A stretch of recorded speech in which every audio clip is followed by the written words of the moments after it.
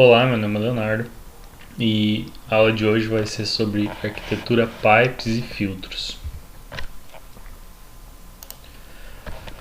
Bom, antes disso, fazendo uma revisão do que é arquitetura de software, ah, mesmo não possuindo uma definição consensual, afinal diversos livros, artigos e autores, cada um define a arquitetura da sua forma, né?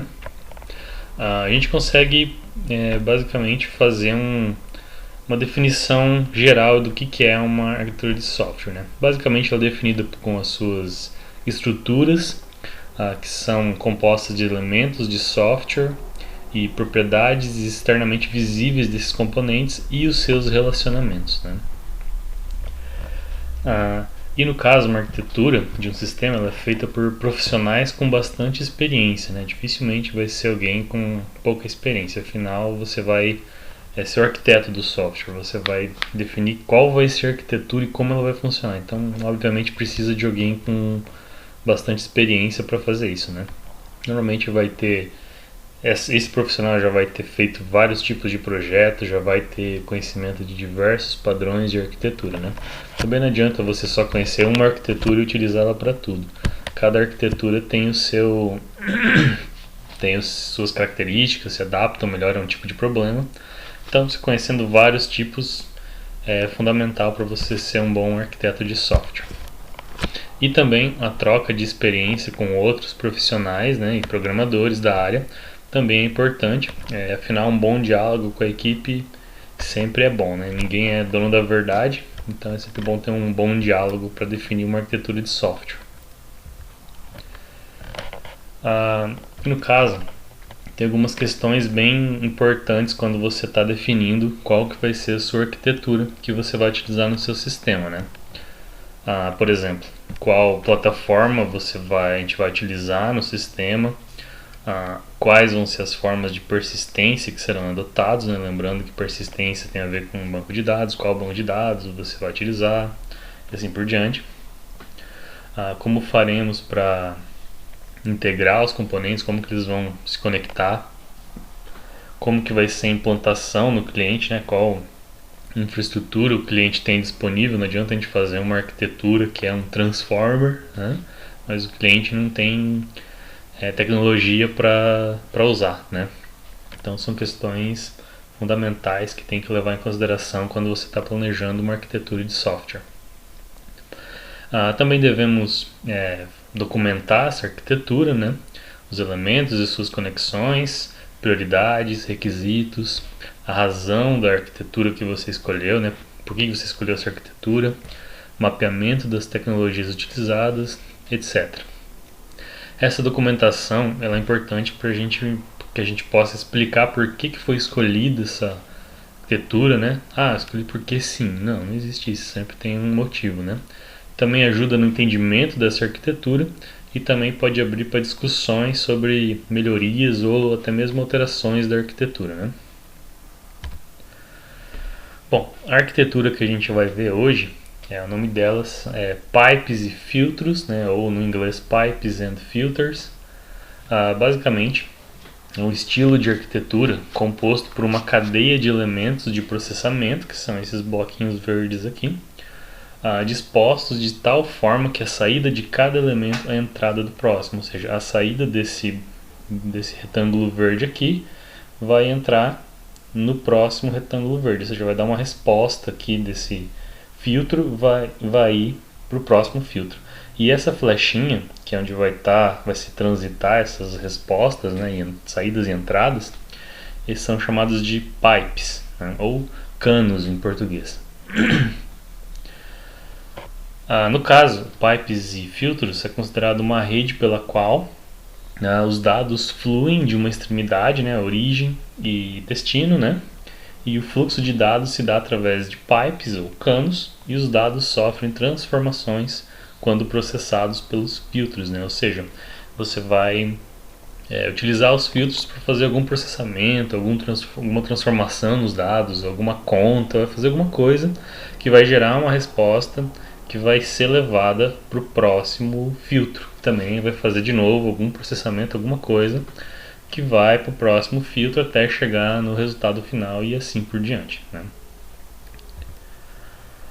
Em outras palavras, os pipes é que possibilitam o fluxo dos dados, né? Lembrando que pipes é produção de canos. Eles que possibilitam o fluxo dos dados e os filtros fazem o processamento dos dados, né? Eles que vão alterar os dados, fazer alguma conta, fazer algum processamento e gerar uma saída, uma resposta. E essa resposta vai transitar pelos pipes, pelos canos, né? Percebemos aí que os filtros e pipes funcionam de forma interativa, um interage com o outro, ressaltando que um pipe deve ser conectado a um filtro, né? Mas pipes não podem ser conectados a outros pipes e tampouco filtros ser conectados a filtros, né? Sempre tem que ter um pipe e um filtro, um pipe e um filtro, né? Obviamente, não precisa ser uma linha reta, né? Um pipe, um filtro, um pipe, um filtro. Nesse caso aqui, por exemplo, pode ter duas saídas que vão para filtros diferentes, né? Pode ter também, mas nunca vai ser um filtro conectado diretamente com um filtro sem ter um pipe ligando, né? Então sempre tem que ser um filtro, um pipe, um filtro, um pipe e assim por diante. Quando que a gente utiliza essa arquitetura? Bom, ela é indicada para dividir uma tarefa de processamento maior em uma sequência de pequenas dimensões, ou seja, esse processamento vai ser dividido em filtros e ocorrerá em etapas independentes conectadas pelos pipes, né? É semelhante quando a gente utiliza funções na linguagem C ou subprogramas. A gente divide um problema enorme em vários problemas pequenos, mais fáceis de administrar, e juntando a solução de todos, de forma lógica, a gente consegue resolver o problema maior, né? Então a ideia é semelhante, né? Porém numa escala maior, né, de subprogramas. É basicamente isso, você quebrar o problema grande em várias partes, e geralmente em filtros, e conectando os filtros através dos pipes para solucionar esse problema maior, né? Vantagens de utilizar essa arquitetura. Bom, basicamente a gente pode ver esses filtros como se fossem pequenas caixas pretas, né, que você não sabe exatamente, quer dizer, o programador sabe, né, mas cada parte é independente uma da outra, onde há um bom encapsulamento, né, alta coesão também, recombinação e reuso dos dados. Isso implica afirmar que o estilo tem suporte à reutilização.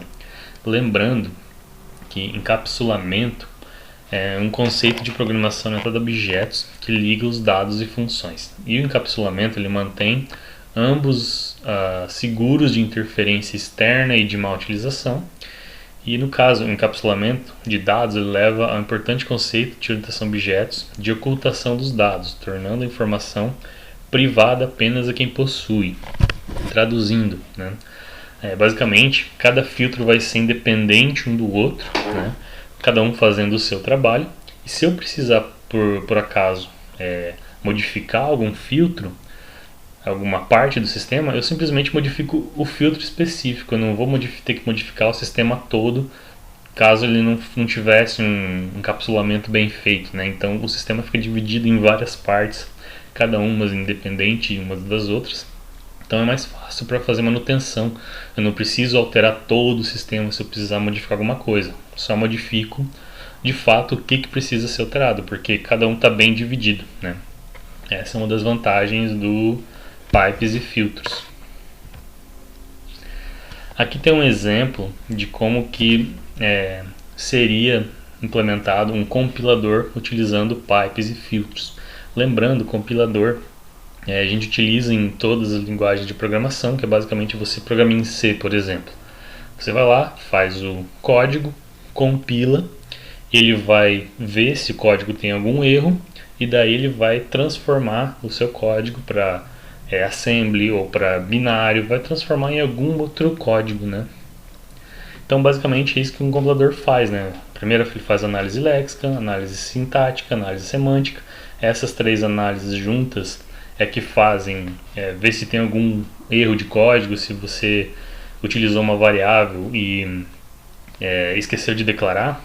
essas análises que vão avisar o programador, né? Vai dar um erro de compilação. Se você escreveu um for e fez errado ele, esqueceu um ponto e vírgula, ou não botou um parênteses, alguma coisa assim, é essas análises que vão verificar se o código está escrito de forma correta, né?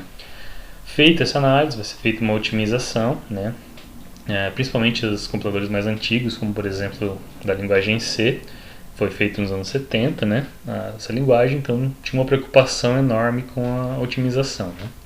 E depois de feito isso, é feita a geração para esse outro código, código assembly, código binário, ou seja o que for, né?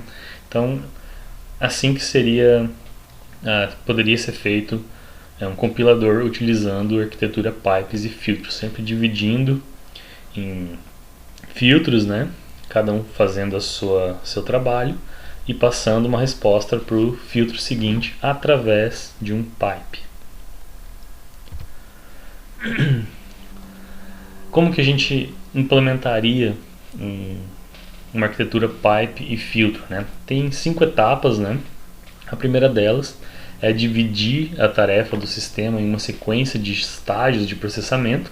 Cada estágio deve depender somente da saída do seu predecessor. Lembrando que esses estágios seriam os filtros, né? Definir o formato dos dados a serem passados ao longo de cada pipe, né? Tipo, cada pipe vai ter que ter um padrão de dados que vai ser passado, né? O primeiro filtro vai passar uma resposta e essa resposta tem que encaixar na entrada do outro próximo filtro, né? Então tem que definir um padrão. Qual padrão vai ser? Vai ser string a saída dos meus filtros? Vai ser um objeto? Um vai ser uma string, o outro vai ser um objeto? Ou vai ser um número, um int, vai ser um número float? O que vai ser? Então tem que definir qual que vai ser esse formato de dados a ser passado em cada pipe. Decidir como implementar cada conexão de pipe, né? Qual linguagem vai ser, como que uma linguagem funciona, como que vai ser essa conexão, se cada pipe vai ser no servidor, vai ter um computador diferente, vai ser numa rede essa implementação de conexão, ou vai ser no mesmo computador, vai ser através de uma passagem de mensagem de objetos, ou vai ser uma função que é passagem por parâmetro. Não sei, tem que definir como que vai ser feita essa implementação de conexão de pipe. Projetar e implementar os filtros, né? Além dos pipes, baseia-se também na tarefa que os filtros devem realizar, o que cada filtro vai ter que fazer, né? E projetar um tratamento de erro, né? Praticamente qualquer sistema que eu consiga imaginar precisa de um tratamento de erro, né? Principalmente se tiver um usuário vai interagir com o sistema, sempre está sujeito a erros, né? Também não só usuários, algum erro de rede pode acontecer, algum erro de algum equipamento. Então, projetar o tratamento de erros é sempre importante, né? Como que o sistema vai se comportar se algum determinado erro aparecer, né? Não vai simplesmente travar o sistema e é isso. Bom, é isso que eu queria passar sobre pipes e filtros. Obrigado por assistir e bons estudos.